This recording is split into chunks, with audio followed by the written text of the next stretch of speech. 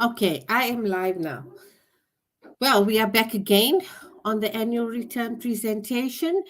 And as I said earlier, we have SARS, Mpo from SARS, that will be doing us a presentation. She's from the South African Revenue Services and from the unit Small Business, Corporation, and Compliance. Mpo, I will hand over to you to do your presentation. Thank you, Shanae. Good morning, everyone. My name is Mpho Mutseme. I am from SARS.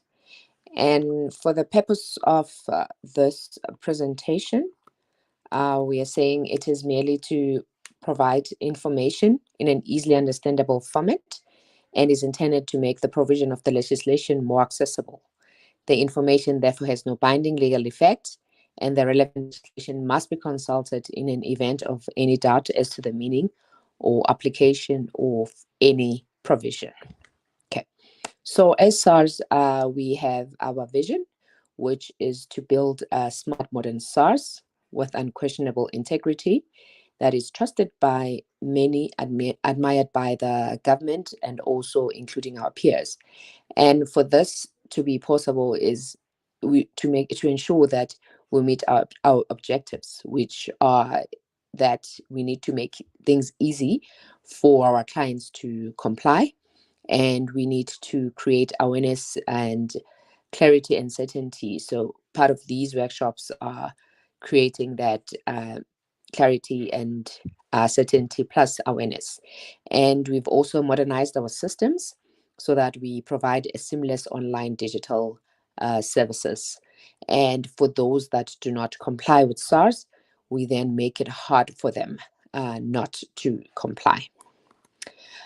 So as a business, first things first that you need to do is to make sure that you are registered with CIPC. So as you are registering with CIPC, they will then give you a documentation that will also include your tax number. Okay. And you also choose your financial year end, but the SARS financial year starts in March and it ends in February, the end of February. But when you are registering with CIPC, you get an option to choose which one do you want to be your financial year end. And you then count the 12-month period. And at the end of your financial year, that's when you will then be submitting what we call an ITR 14. But before then, at the end of August, you would be required to submit what we call a provisional tax return. Others might know it as an IRP 6. And the second one, you will then submit it in the end of February. And the final one, it's when you would be then declaring on your ITR 14. And should you no longer be interested in your business or do not want to continue with your business, then you will then be, you are encouraged to then deregister. And when you are deregistering, you do that with CIPC. And should it happen that you have deregistered with CIPC, but when it comes to SARS, the returns are still outstanding, you will still be liable for those returns, where you will need to submit the returns. And if there's any amount that you are owing SARS, you will then need to still pay that administration amount that you owe SARS.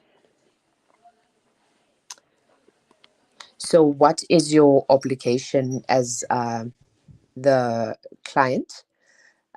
Is that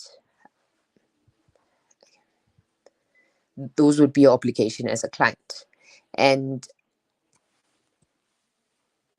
then as the business continues, I think, Shani, you can move to the next screen. I think we've been sitting on the first screen for long. Okay, can you move to the next one? I've already covered this, and can you move to the one that says pay as you earn? Okay, so as you are a registered business, and you are also registered as an individual for your personal income tax, because that is what would be required from you also you need to ensure that you are also registered for personal income tax. Not only the business needs to be registered. You will then be required to register your business for Pay As You Earn. And we are saying that with Pay As You Earn, you need to register within 21 days of becoming an employer. And you can use the RAV01. You can find that on e-filing.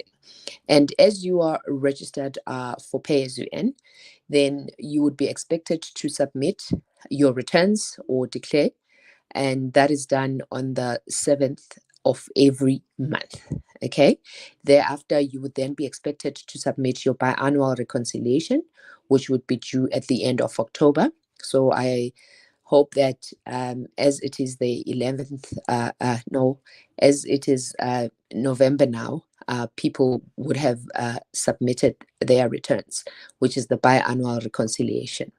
And the final reconciliation, which is due at the end of May, you will also then submit. One would ask, but when we're submitting the reconciliation, what happens?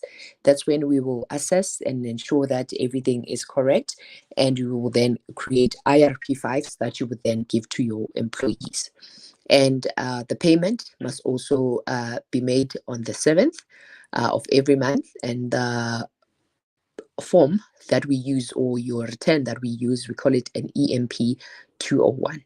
And if you need to deregister when it comes to the EMP 201 because you no longer are in business, or you cease to be an employer, you do not have anyone, you can contact the SARS office, where you would need to book an appointment to go to the office, and you will then be assisted. You can still use e-filing, or you can send an email to contact us at sars.gov.za.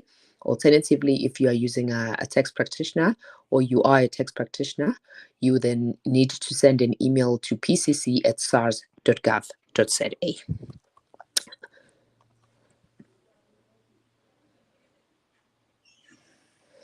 You can go to the next screen. Yes, thank you. Then when it comes to VAT, as the business is growing, you are then required to register for VAT. As far as we are saying, it is compulsory for you to register for VAT if your business has a taxable turnover of $1 million. It is compulsory for you to register for VAT.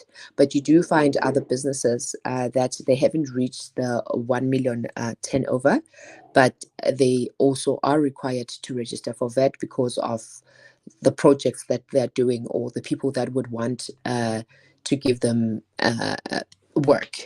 So we say we have an option of a voluntary registration, where we are saying it is at 50,000. Then once you are registered for VAT, you'll be put into different categories. SARS decides on the categories that they would put people under, but your date for submission of return, it is the 25th of that particular month.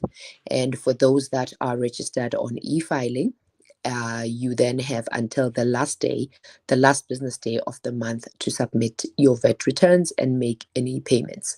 And should the 25th or the last day of the month fall within a weekend, you must make sure that you submit your returns and make payment before then, because failure to do so, you will then be penalized. And again, if one needs to deregister, because you cease to be trading again, you can then contact SARS again, whereby you book an appointment, or you send an email to contact us at sars.gov.za. If you are using a tax practitioner, again, they will send an email to pcc@sars.gov.za. Then you will then be assisted for you to deregister for the VAT. But please remember, even if you are deregistering because you cease to exist, you will still need to submit any outstanding returns. And if there is any amount that you are owing SARS, you will still be expected to pay that amount. Okay, the next one. Then we'll go into the small business incentive. Okay, when it comes to the small business incentive, we have different rates that we give the people. One would ask, how do I form part of the small business incentive? As you are submitting your returns, your ITR 12 and on the wizard, there are certain questions that would be asked as you are creating your form. You will then need to activate the small business incentive part, then the following would be your tax rates, where we are saying if you are making anything between 195,750, the taxable income would be levied at 0. And between 95,751 to 365,000, it will be 7% of the taxable income that is above the 95,750, and so forth. The taxable income will change. So this is part of our initiatives as SARS to actually assist the small businesses that are there. Remember, for you to have access to the small business incentive or to benefit from it, you will need to activate that portion. It does not happen automatically. If you did not activate it, then the 27% flat rate will then be applicable to you. And then how do you qualify to be under the small business incentive? We're saying that it is not another type of business. It is just a tax incentive. And one thing that you need to be in considerate of is that not more than 20% of your revenue may consist of investment income, and not more than 20% of your income should be from rendering a personal service. I will show you where what we mean when we talk about personal services. And then again, how do you qualify? We say in cooperatives and private companies, they are not applicable to sole proprietors and a partnership or trust. And if you are a shareholder, you must be of a natural person, and you should have held the shares for the entire year. And it is imperative to register from any other CCs or companies before starting on this new venture, which we call the small business cooperatives. And this would include your dormant companies, shelf or non-trading companies, and it will exclude all listed companies and and then those companies that are exempted from the payment of income tax, or they have any other exemptions. So those would be will not form part of it. And your gross income should not exceed more than 20 million per year. Okay. And when we talk about investment income, the next slide, we are referring to the following. It could be through dividends. It could be from renting immovable property. It could be from the interest income that you are receiving, and it could be from your royalties. Those would form part of the investment income. And then for personal services, we are the services performed by a member or a shareholder, and that would include a connected person, and the connected person could be through the degree of a family. Okay, when we talk about personal services, these are the examples of the personal services that we are referring to. If you are in broadcasting, if you are in journalism, you are doing any research, if you are an engineer, law, these are all the examples of what we talk about when we say personal services. So not more than 20% of this should be or form part of your business. Okay. And then the personal service, we say it is not applicable if the CC or the company employs 3 or more permanent staff members throughout the year, and the service is not performed by any person who holds an interest in the company. Okay, so employees cannot be connected to members or the shareholders. And if for personal services, we're saying that the 20% rule applies on the investment income, where employees should not be permanent and cannot be connected to the members or the shareholders. And there is a minimum of 3 employees should at all times be employed throughout the year. These are just an example of connected persons. When we say connected person, we're saying anybody that is connected to you as the taxpayer. It could be your child, it could be your grandchild, it could be your sister, Could be your parents, your brothers, your aunts, your grandparents, your great grandparents. All those people are connected to you in the third degree. So then, if you have any business with them and you want to form part of the small business cooperative, that will disqualify you because you cannot have connected persons in your business. Okay, and with the small business incentive, again, you have the benefit of a immediate write-off of any plant machinery that will be used in the process of manufacturing. And on the first year, you can claim depreciation at 50%. On the second year, it could be at 30%. And on the third year, it would be at 20%. So you have the 3 years to actually claim depreciation on any machinery, and it will be written off. So you would have that benefit. Okay, then as we move along, we then go to what we call a turnover tax, where we're saying turnover tax is a single tax system which taxes you on the turnover and not on the profit. Again, it is an optional, and you qualify if your turnover for the business is $1 million or is less than $1 million per year. It replaces the need to account for income tax, capital gains tax, dividend tax, and value added tax, unless you have elected to be in the VAT system. So again, you would have been registered for income tax. Then you will then have the option to say, I want to register for turnover tax, and we will look at your matters as a whole, and you will then know if you qualify to register for income for turnover tax. And then we're saying that the application should be done before the start of the next tax year, that is before the 1st of March. Next slide. That is before the 1st of March. Remember, the SARS tax year starts in March and it ends in February.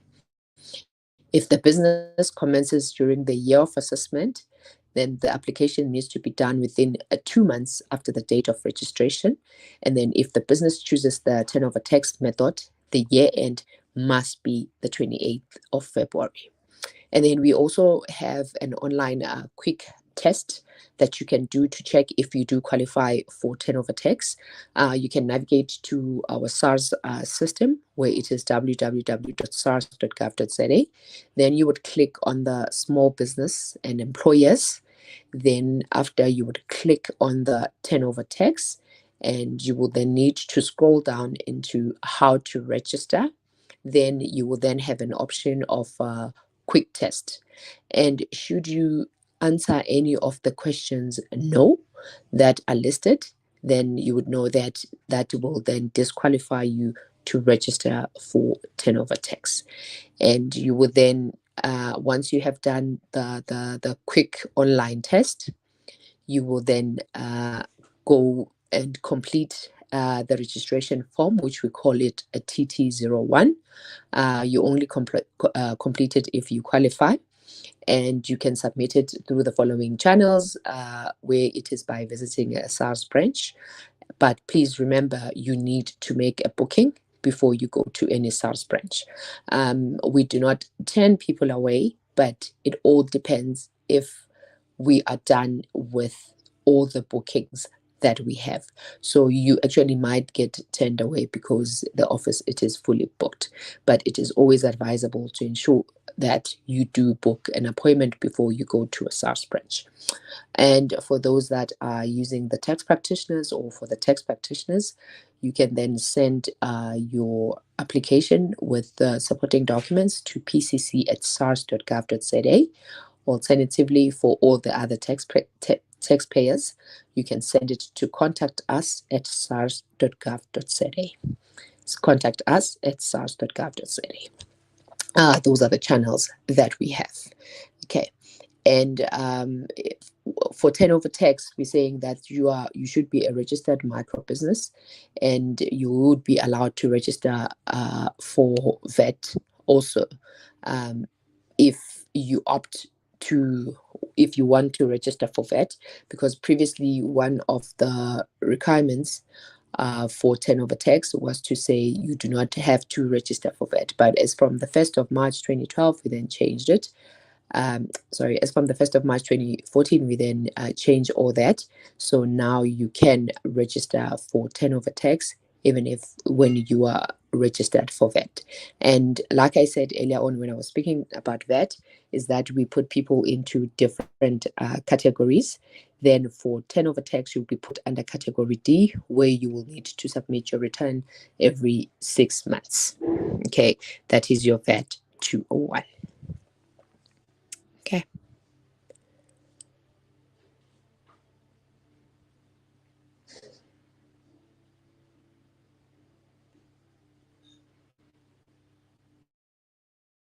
And then we're saying that businesses with a qualifying turnover of less than $1 million per year would be the ones that are qualifying for turnover tax. If you're a sole proprietor or a partnership or a company or a cooperative, again, you'd qualify, but we exclude all the public benefit organizations and recreational clubs that are conducting activities other than business activities, because already those people are enjoying the special tax treatments. But please remember, for those that are non-profit organizations or companies, for you to be exempted from tax, you need to apply. You do not, you are not automatically exempted from paying tax. And then for the partnership requirements, we're saying that the turnover of a partnership must not exceed 1 million per annum.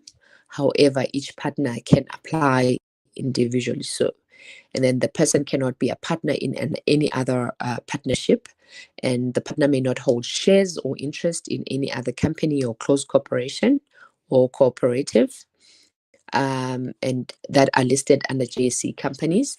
And we are saying all partners would need to be individuals. And then some of the disqualifications for turnover tax is that you may not hold shares or have any other interest in another company. For investment income, it cannot be more than 20% of the total receipts in the case of the company. And for professional services, again, it cannot be more than 20% of the total receipts in case of both a natural person and companies. And for capital disposals, we're saying that the receipts from the disposals of certain capital items may not exceed 1.5 million in a 3-year period.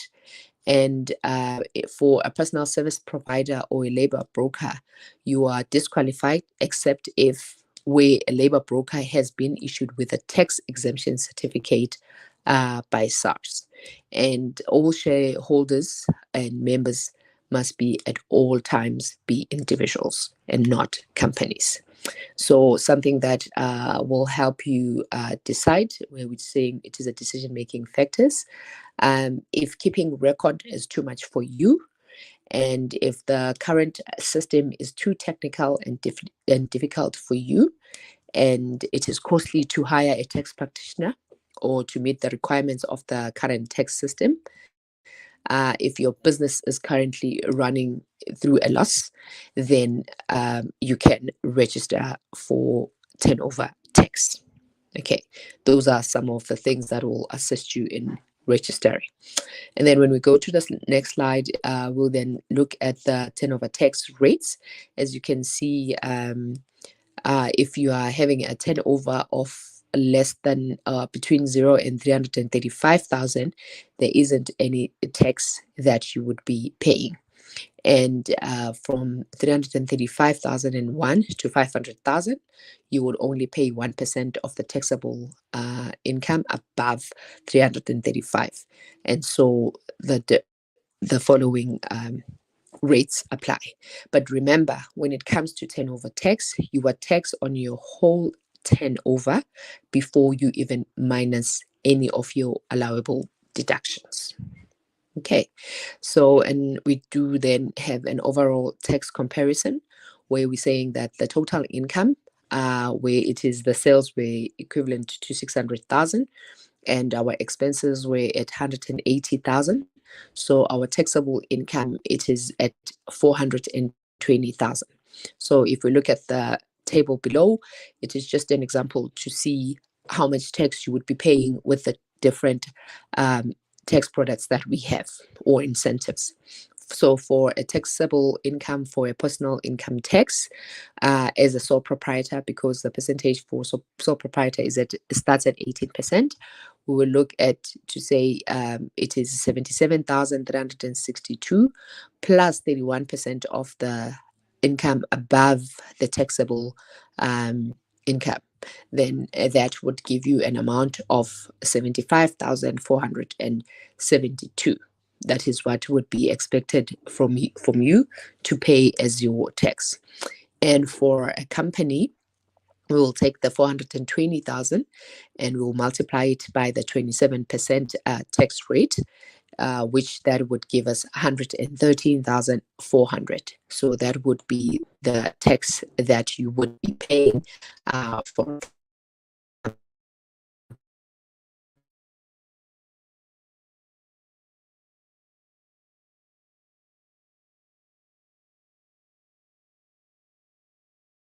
of 365. Remember, these you would find on the tax tables that we have given you for specific tax products. So the taxable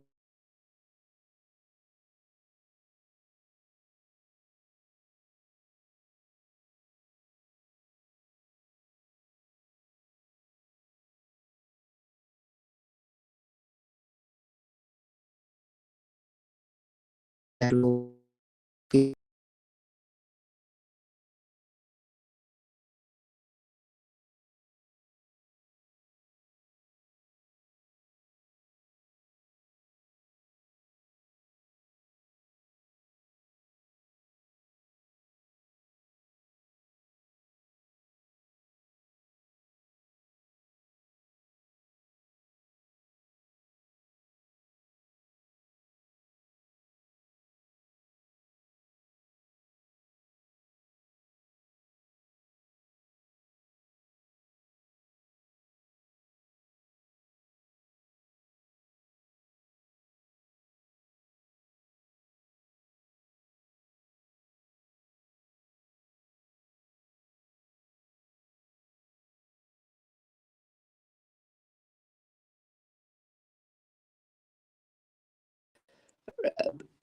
time for you to submit to keep your records. We're saying it is a minimum of 5 years, but we never say what is the maximum.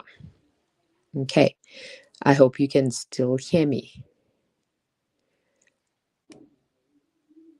Okay, and if you are not complying with SARS, there would be consequences for non-compliance, where you're saying that for late submission of returns, there would be a penalty that will be levied against you, and there would be monthly interest charge for outstanding payments, and also for underpayment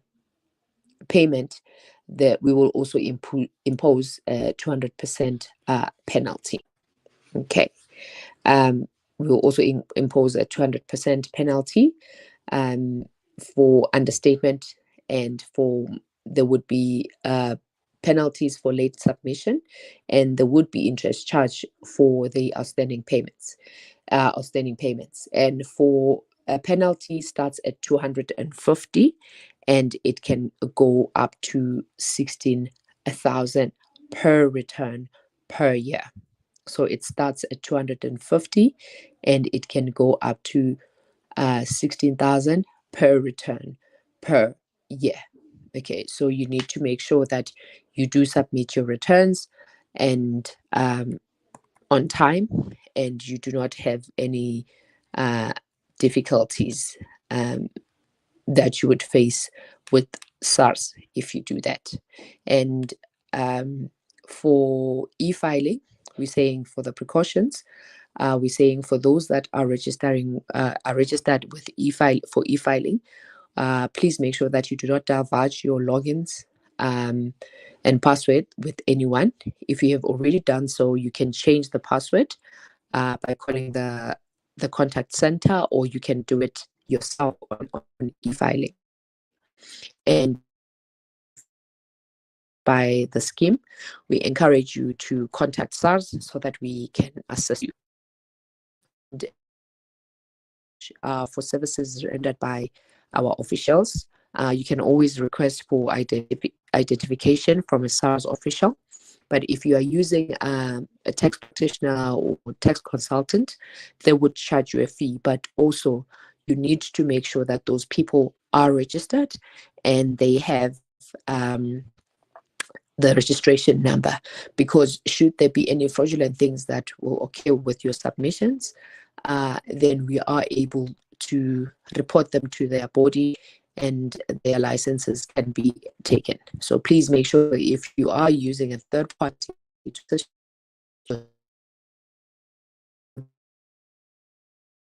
registered individuals.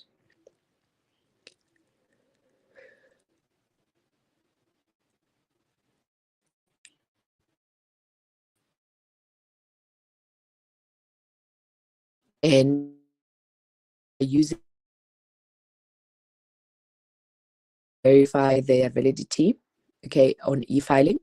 You go to the SARS e-filing system, and you can click on the tax practitioner query, enter their tax practitioner's number, and there will be a security pin that will be issued to you, and you would then verify,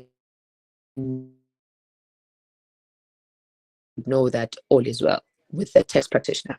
And then when it comes to record keeping, we're saying that a person must keep their records for a minimum of 5 years. That would include your forms, your receipts, your invoices, anything. You need to keep for a minimum of 5 years. We never say what the maximum is, so I always say just try and keep your documentation, because a SARS can do an inspection, can want to do an inspection or an audit at any given time, and they would request all those documentation. So please make sure that you keep all that documentation. Okay. And with the digital platforms that are available for SSMEs, we say you can register your company with CIPC, and then you can then make use of e-filing, because e-filing is free and secured, and you create your own logins and passwords. You just need to go to the SARS website, which is www.sars.gov.za, and you would then find the link for e-filing. You would then register yourself on e-filing, and you would create your own credentials, which is your login and your password. And it is easy to use e-filing because it is available 24 hours, 365 or 66 days at your own convenience. Whereas if you go to the offices, we have operating hours. So you might find yourself wanting to engage with SARS, but if it is after hours, then you would not be assisted. But if you have e-filing, you can always use e-filing at your own convenience time. And also at the SARS offices, we do have kiosks where you can walk in and go to a kiosk. There'll always be someone available to try and assist you. But remember also, again, the kiosk will work according to the business hours. And then we've also extended our services on the SARS Mobi app, which you can download from the App Store on your smartphones. Then the same logins that you are using on e-filing would be the ones that you will be using on the SARS Mobi app. And you can follow us as SARS on social media platforms, where you can find us on LinkedIn, you can find us on Facebook, you can find us on Twitter, and we also have the SARS YouTube channels, where we also load videos on how to submit on e-filing, or how to register on e-filing, how to download the SARS Mobi app, and all other different presentations that we have done. You can find them on the SARS YouTube channel. And for small business, you can go to the SARS website and you can click on the small business, and again you would find very useful information there. And with that said, I'd like to thank you for your time, And I thank you, Shane. Oh, great. Thank you so much, Import. That was a very informative session. I'm sure our audience have learned a lot. Okay, let's go to the questions quickly. How do we inform SARS that CC is being deregistered? Okay, you must start first at CIPC, and you would then deregister. I believe there is a document that CIPC would give you. Then you would come with it to SARS, and we will then do the deregistration on our site, meaning we will deactivate your account. But before we do that, we need to make sure that you are compliant. All the returns are submitted, and there isn't any outstanding debt. If you do have a debt with SARS, unfortunately, you will still need to pay off the debt. And again, you will still need to submit all your outstanding returns. And another thing that happens is one might be compliant with SARS and they are not compliant with CIPC. When CIPC decides to deregister them, you'd find that when it comes to SARS, yes, we would file their returns and make sure that they are compliant, but we cannot issue a tax clearance certificate because they are not actually, because the business is deregistered. So we do find such cases also. Thank you. Thank you for that answer. Martin wants to know, Krista, I think this is for you. You posted that CIPC will deregister companies which are in annual return deregistration process on the 23rd of September. Please elaborate on the qualifiers, how many years needs to be outstanding, and what happens to the annual returns outstanding fees. Thank you very much. It is unimportant how many annual returns are outstanding for final deregistration. Remember the process. You must be 2 years outstanding with your annual returns. Then the CIPC is required to place you into the ARD registration process. We then issue legal notices. If there's still non-compliance, it's final deregistration. It doesn't matter whether you've got 2 outstanding annual returns or 5, 10, 15, etc. So that is irrelevant. So that was the first component. Sorry, Shani, just quickly repeat that. So that's the important part about the qualifying of how many is outstanding. It does not matter. How many years needs to be outstanding? It doesn't matter. If you're non-compliant, you're non-compliant. As long as you have got a minimum of 2 outstanding annual returns, we can put you into the deregistration process and then finally deregister for non-compliance. Okay, the next part of this question is what happens to the annual returns outstanding fees? All right, so basically what the law states, if you're finally deregistered, because the entity does not exist, we cannot enforce liabilities or compliance for that matter. But here's the thing.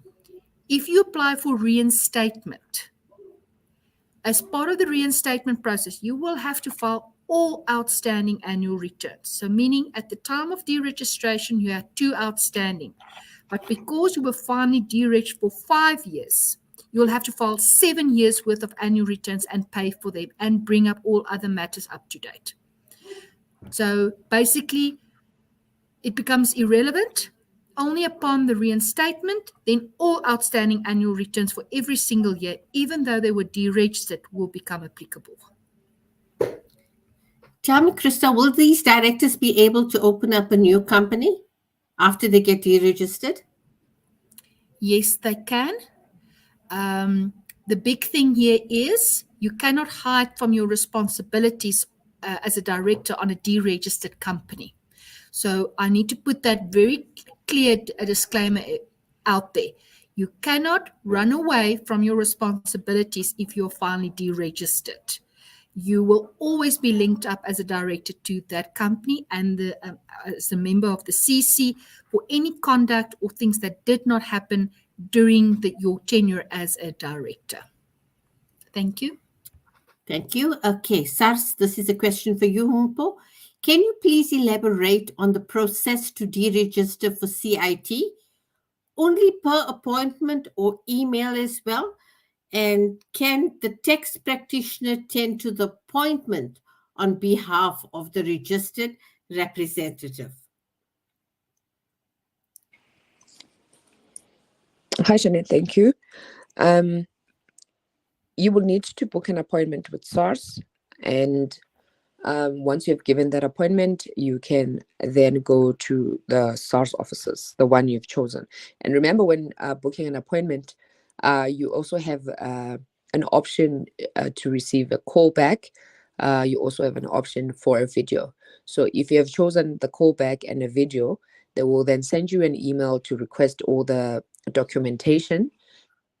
Then you will need to load all the documents that are required, and when they are calling you, it's a consultation where they need to be sure what needs to happen. So they will be doing the very same thing that you would be doing if you were to visit a branch. We understand that other people do not trust the online services, hence the option to go to the office, it is still there. If you have a tax practitioner and they are and will be the one going to the appointment. And if you send an email to that, what is advisable is to also load your supporting document. Then a case number again will be issued to you so that you know your case has been allocated. And if there's any outstanding documentation, you will be informed and it will be done on that end. Thank you. Okay. Thanks, Mpho. Here's another question for you. What is the process to follow up on submitted returns which have been selected for manual intervention? How long do we have to wait to follow up or submit a complaint? Okay. When you are selected for manual intervention, it means that you are audited. And when that happens, it means that you would receive a correspondence from SARS to say you have been selected for audit or for manual intervention, depends how you read it. Then you would be told which supporting documents are requested from you, and you'll be given 21 days to submit those supporting documents. Doesn't mean that the audit will be finalized within that period. No, it's for us to receive the documentation. Then our audit takes 80 working days. So if the 80 working days after you have submitted has elapsed, then that's when you can then raise a complaint with SARS. And the channels, you would contact SARS office, the SARS contact center on 0800 007277, and you would lay your complaint there. Thank you. Okay, thank you for that. Here's another question. This is for CIPC, Advocate Clocker. I do not, okay. If I have changed my financial year, when do I have to submit CIPC's annual returns? Is it still per my date of incorporation?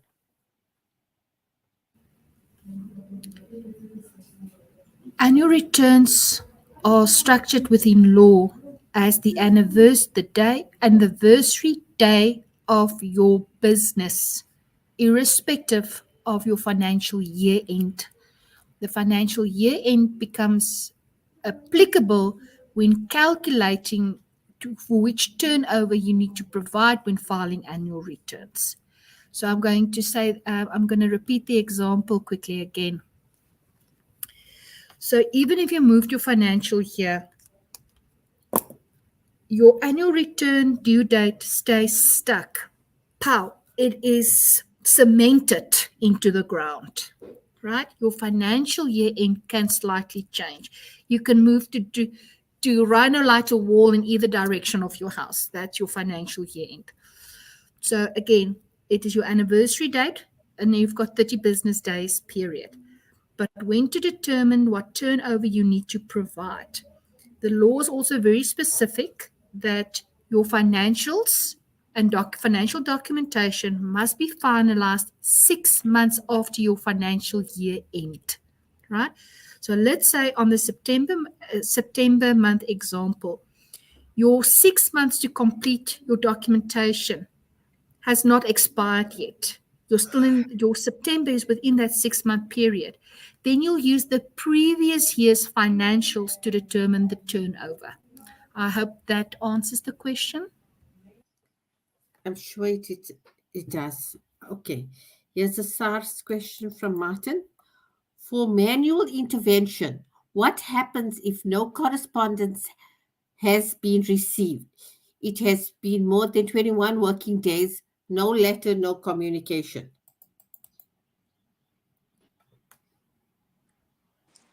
Thank you.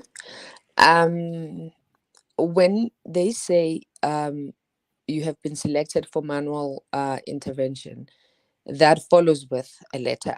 So how would you have known that you have been selected for manual intervention if there was no letter received?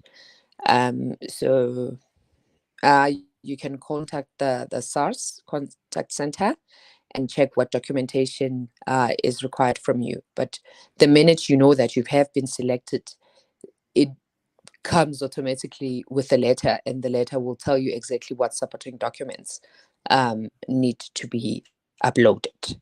So if you have submitted via e-filing, the correspondence would be on e-filing under correspondences. You would see that. Or as you open your as you log in and you go to returns, and you will see that the returns, it will show that the returns have been submitted. And if you are selected for audit, there would be a link there, and a letter would be there to say you've been selected for audit. And with the link, that's what you would use to submit your outstanding documentation. Thank you. If you went to an office, then they should have told you there and there that you are selected, and you needed to have given them the documentations again also. Thank you. Okay, I don't know how you're going to answer this question, but Pharrell Green said SARS deducted a client's whole amount of payee. What is the reason for this? Pay as you earn? Would you be able to answer this, Mpo? I believe the client would need to go to the SARS system and SARS office and inquire, because I also do not understand what they say when they've deducted the whole amount of pay as you earn. Because it is on monthly basis, you would have paid whatever that is due to SARS as you are deducting from the client, the taxes from the client, and you paid over to SARS. And at the end of the financial year, or when the client is receiving their IRP5, only then they would know what was their total taxes that were paid. And it is according to what the employer has paid.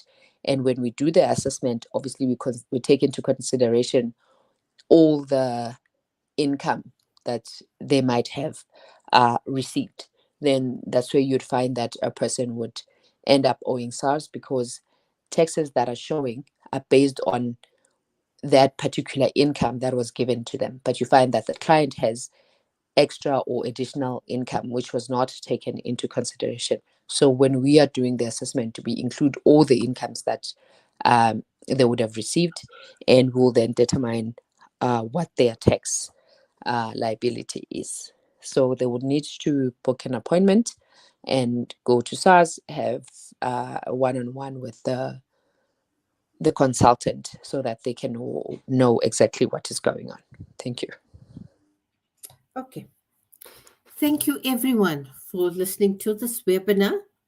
I'm sorry about all the glitches that we had experienced, but with technology, it comes.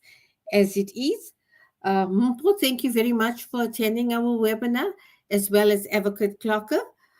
Please, if there's any other comments that you would like, please make it on our Facebook page. Our Facebook page is very active, and any queries you have, please log it onto our CIPC webpage. Now, the presentations will be posted on the respected organization's website. So please go to the website and you will be able to view the presentation. Thank you once again to everyone and our audience. Goodbye.